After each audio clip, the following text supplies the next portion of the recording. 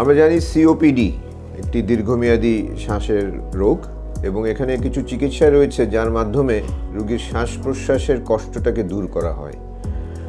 এই রোগটা চলমান প্রক্রিয়া, অতএব চিকিৎসাটাও চলমান থাকতে হবে।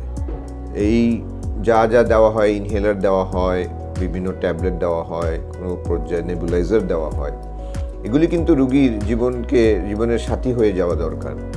এটাতে কোনো ব্যাঘাত ঘটলে রোগীর জীবনযাপনে, স্বাভাবিক জীবনযাপনে একটা তারতম্য ঘটতে পারে। এখন আসি চিকিৎসার বাইরে একটা সিওপিডি রোগীর কী করণীয়। প্রথমে হচ্ছে যে আমরা মনে করি যে শ্বাসকষ্টের রোগী ব্যায়াম করা উচিত না, ওনার নড়াচড়া করা উচিত না।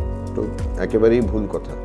উনি একটা পরিমিত ব্যায়াম করবেন যার মধ্যে পালমোনারি রিহ্যাবিলিটেশন, ফুসফুসের ব্যায়ামের একটা গুরুত্ব রয়েছে।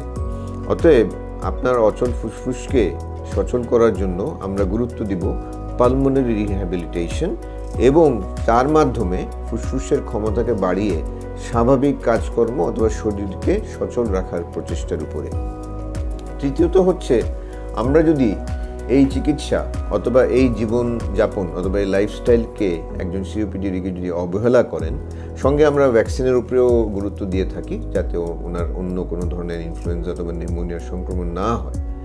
যদি এই জিনিসগুলোকে আমরা গুরুত্ব না দিই তাহলে কিন্তু জিনিসটা জটিল হয়ে যাবে, যেটা আগেই বলেছি এটা কন্টিনিউয়াস ডিজিজ।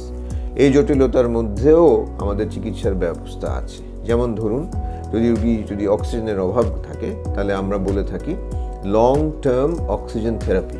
রোগী নিজের বাসায় অক্সিজেন রাখবেন, অক্সিজেন নিয়ে ঘুমাবেন। আমরা প্রাথমিক অবস্থায় 16 ঘন্টা অক্সিজেনের কথা বলি, প্রয়োজনে 24 ঘন্টা অক্সিজেন চলবে। অনেক দেখবেন যে দেশে বিদেশে, আজকে বাংলাদেশেও চালু হয়েছে যে রোগীরা পোর্টেবল অক্সিজেন নিয়ে তাদের জীবনযাপন স্বাভাবিক করছেন, নামাজ পড়তে যাচ্ছেন, মার্কেটে যাচ্ছেন। অতএব সিওপিডি একটি খুব কঠিন রোগ নিঃসন্দেহে, কিন্তু এর বিভিন্ন পর্যায়ের চিকিৎসা, জীবনযাপনের ব্যবস্থা এবং প্রতিরোধমূলক আমরা ব্যবস্থার মাধ্যমে এই রোগকে অতিক্রম করে একটা স্বাভাবিক জীবনযাপনের দিকে প্রচেষ্টা চালিয়ে যেতে পারি।